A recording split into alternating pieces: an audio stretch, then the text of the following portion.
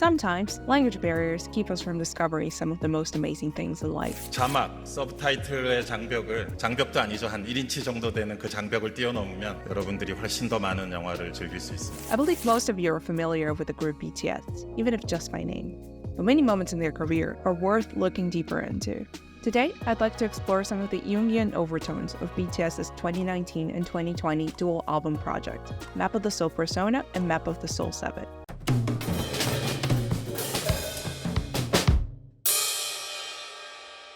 This was not the group's first venture into conceptual albums, as they explored the manifests of love in their Love Yourself series that ran through 2017 and 2018, and had songs that talked about romantic love, platonic love, such as the one they shared with their fans, as well as self-love and the journey of acceptance that leads to it. That exploration of one's relationship with oneself led very naturally to Map of the Soul, where the group was able to explore in, at times, very candid lyrics, the conflicting ideals they must adhere to, being public figures that aim to fulfill a positive role in society, while also being regular people with their own demons to fight. The project, coming 7 years and several albums into their career, also serves as an opportunity for a re-exploration of their past work, working with similar themes, such as Boy in Love from 2014, where a very boyish and poppy love was shown,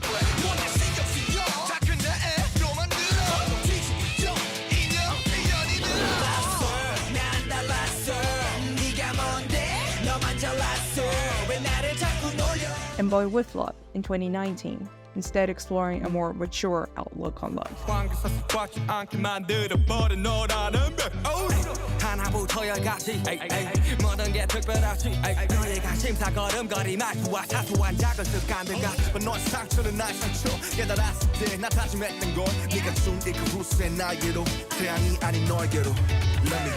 As well as We Are Bulletproof Part 2 from 2013, their second ever song to be officially released, in which they talk about being unafraid of what may come their way, being tough enough to bear it.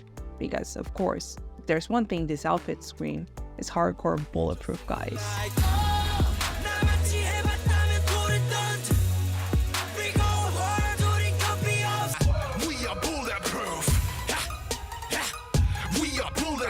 But once we get to We Are Bulletproof The Eternal in 2020, the mood has shifted completely.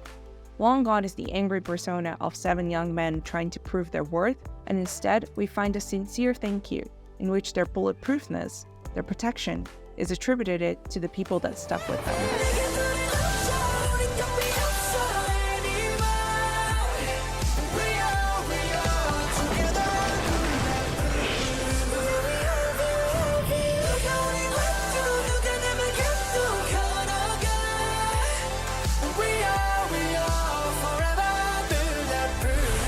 Finishing off with an acknowledgement that they're no longer 7, but in a very pun-intended way, an army.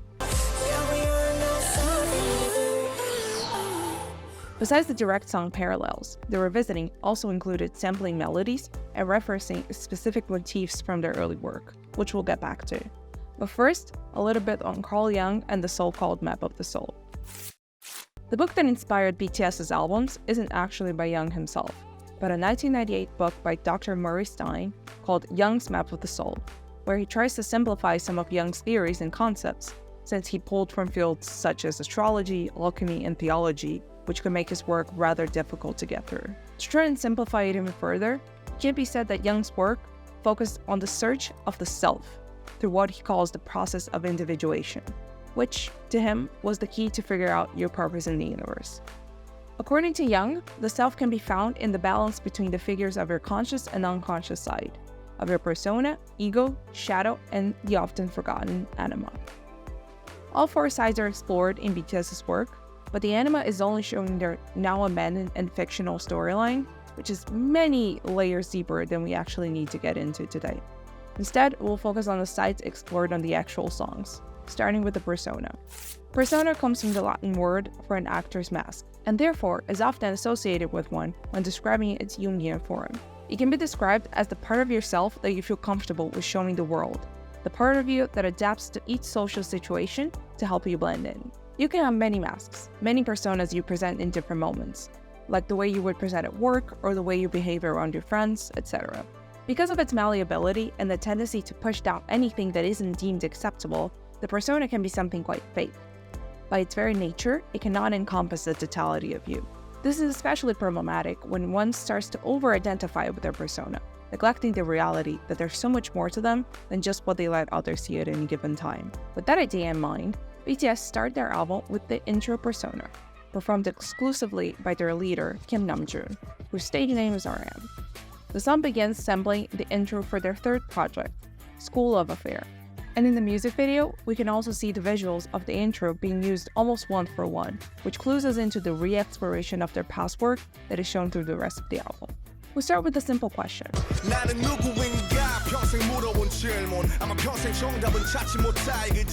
Namjoon officially signed his contract with HYBE, formerly known as Big Hit Entertainment, at just 16 years old, but his journey as an artist started even before that. By age 13, he was already uploading songs online and collaborating on raps with other underground artists. But even then, he had a stage name, a character he would portray when he performed. At just 13 years old, there was already a distinction between Kim Namjoon, the person, and Namjoon, the artist. But what happens when that version of you that is recognized and adored isn't actually you? Or at least, not the full you. That's what the song aims to explore. The incompleteness that comes with the over-reliance on the persona. Namjoon mentions the imposter syndrome he feels when he says that.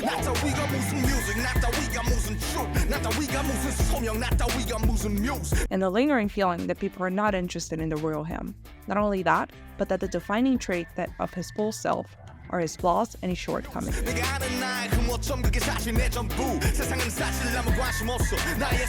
And midway through the song, he recognizes the utility of the persona in the first place when he said, a reminder that keeping his shortcomings at bay is necessary, otherwise it becomes so easy for him to be torn apart. He even goes a step further with the link to the opposite side of Jungian balance, his shadow, which we'll get to in the next section, and says that for him, it was hesitation. He alleges he never again hesitated once he became RM, aka embraced his persona, but also recognizes that under the blinding stage lights, the shadow glares at him, meaning they haven't quite left his side.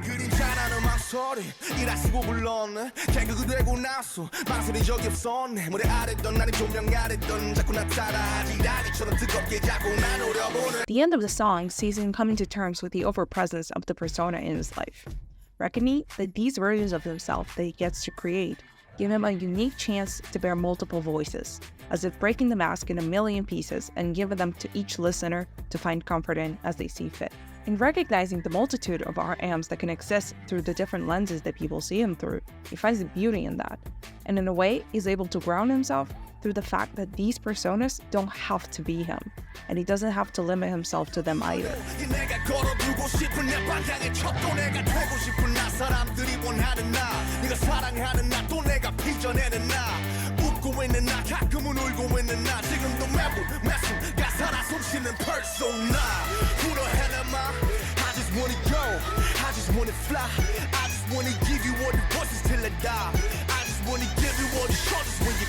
Throughout the music video, we also see the idea of the multitude of RM being explored.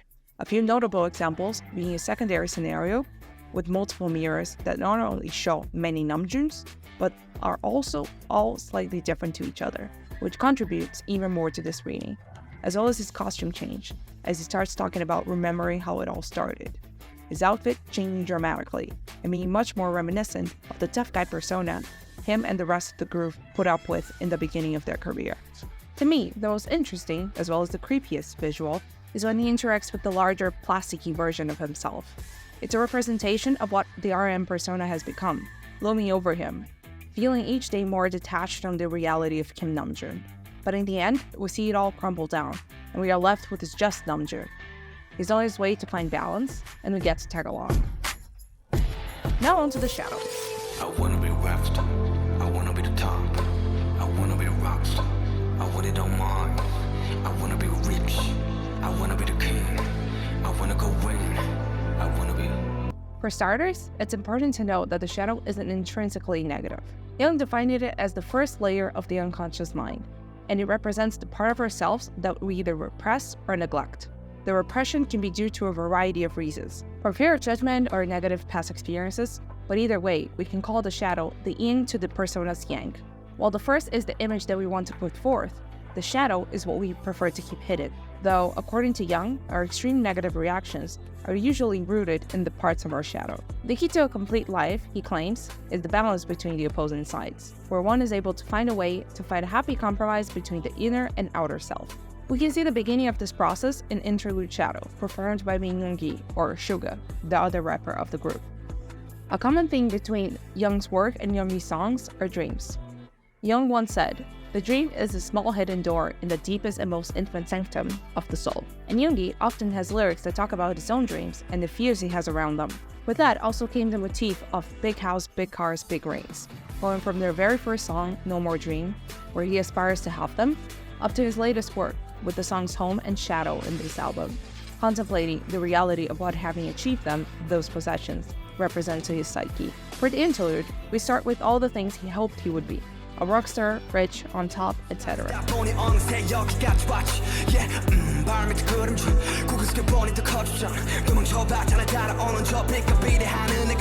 Then we're immediately confronted with the reality of the situation. The bigger he grew, the bigger his shadow, his demons, became.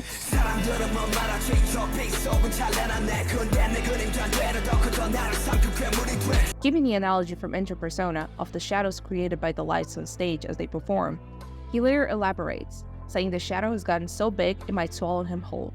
It's gotten too big to ignore.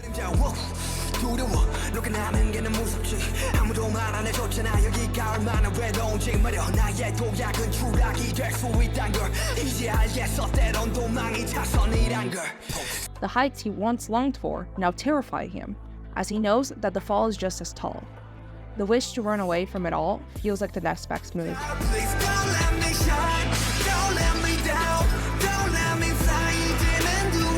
The chorus emphasizes his conflicting feelings on fame, with the phrases "don't let me down" and "don't let me shine" directly contradicting each other. It's just as scary to go back down as it is to keep flying.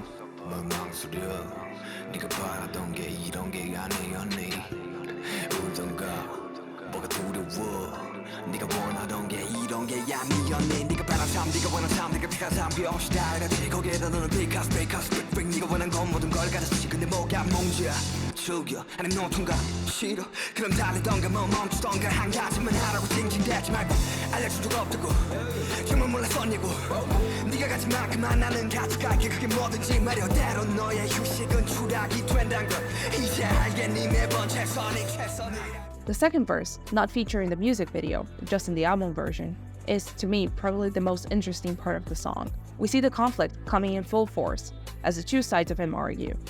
Was this not what you wanted, the life you hoped for? He says, then tells himself he should smile about it, not whine. Ask what it is that holds him back. In the end, it's the shadow that wins, saying it will take as much as he has, no matter what it is. The intro of the song is repeated on the bridge, but now it takes a much more aggressive tone, and in the outro we see it fully taken over.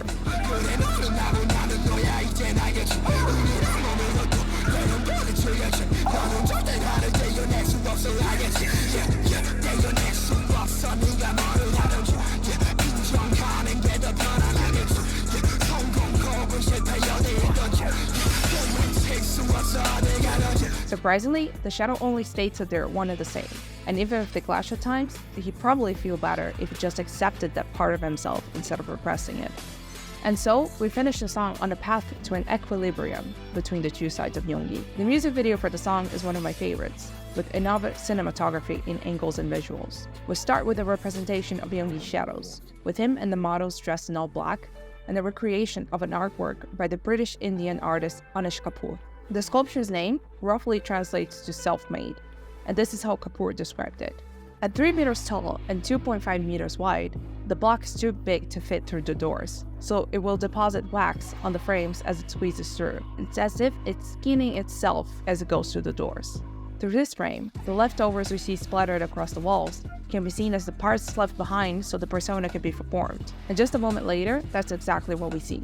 Yoongi dressed in off-white, representing the Suga persona. Another striking visual can be seen when he talks about the shadows at his feet. as we see the plethora of hands below him, like they want to pull him down. The mirror imagery is a strong connective tissue between the different scenarios of the music video, as we see the infinite mirror room and the various cracked or broken glasses that represent his fragmented self. As for my favorite Easter egg, besides the use of the "Oh, are you late" to intro sample and the drawings throughout, has to be we see the persona and the shadow visually represented in the same shot, with the circles and everything. And at last, ego. Admittedly, this is one of the hardest to summarize, as the ego has many facets, and each person might focus on a different one when trying to explain it. For the sake of simplicity, we can say that the ego is the way you see yourself. It's used here in a similar fashion to the way Freud used it, since Jung was an apprentice of his. Coming from the Latin word for I, it represents our self-consciousness, and it is through the ego that we process every stimuli from the outside world. According to Jung, it's the ego that ultimately decides what is brought to the surface with the persona, what is pushed down to the shadow. For BTS, they showed the acknowledgement of the ego as the final step to achieve individuation and find the self, with the song Ultra Ego, performed by the final rapper of the group, Jungkook, also known as J-Hope. We're now going to progress to some steps which are a bit more difficult. Ready, set, and begin. We start with a callback to the group's debut teaser that is sampled and used as the base for the upbeat sound of the song. We very intentionally finish off the album with something from their very first project, closing the secondary arc of the exploration as well.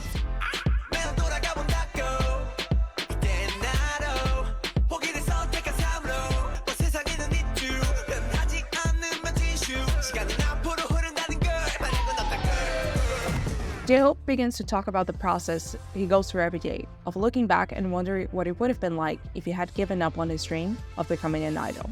But it doesn't last long, as he always comes back to the unchanging truths of the world. Time only moves forward, and there are no ifs or maybes, only what is.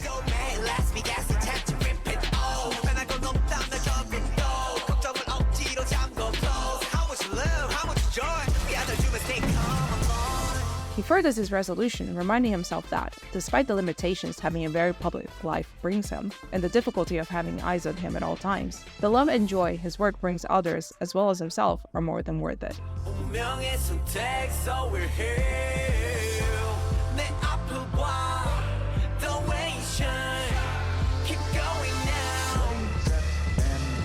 He keeps his focus onward, reckoning that it was his choices that put him on this path, and the way forward looks bright. He can be at peace with the way his life is going.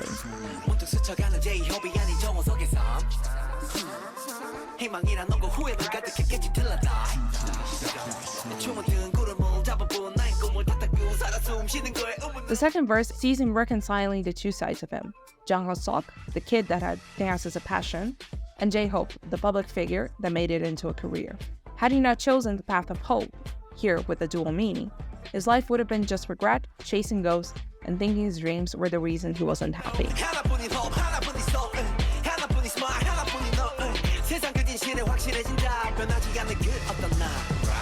By the end of the second verse, we see Hoseok has achieved individuation, being able to embrace all sides of him as one full self, calling it his definite answer to the truth of the world. He has learned to trust himself and his vision, with a healthy ego firmly established. Visually, the music video for Ego brings a balance between looking back, with its callbacks, the record-scratching look back at all their past music videos, and looking forward, using the symbolism of going down roads and their final destination, a futurist, Blade Runner-esque city that represents the fully formed ego of J-Hope. The visuals are colorful and over the top, carefree in a way that captures the essence of self-understanding and self-acceptance. We see all parts of Hoseok represented, starting with the persona wearing white and walking away from the ego, as well as him bathed in shadows later in the video. Importantly, all of these experiences are framed in the positive light by the video, emphasizing that a healthy balance and acknowledgement of all sides has been reached. Although these three songs are the ones dealing with the Jungian themes directly, we can see how the facets studied are sprinkled throughout the rest of the album, in songs such as Filter, in which Jimin talks about molding himself to be what the other person wants, further exploring this idea of the persona. Black Swan, on the other hand, is able to explore the group's shadows as artists, questioning what would be of them if their passion for music ceased to exist. In Inner Child, from the member V, we can see signs of a fully formed ego, in their recognition of their past struggles and the ability to, from that, bring out a positive outlook, in which he talks about his younger self and only shows him kindness and comfort. 다 보여 움트던 장미 수많은 것이 안아주고 싶어 너의 눈을 비춘 빛들은 지금의 나니까 You're my boy, my boy, my boy, my boy, my boy. This was not BTS's first venture into a conceptual album, but is certainly one of their most personal work. Now, as they all dip their toes in solo work and even further solidify their identities, we can only be hopeful and excited for what their future work might bring.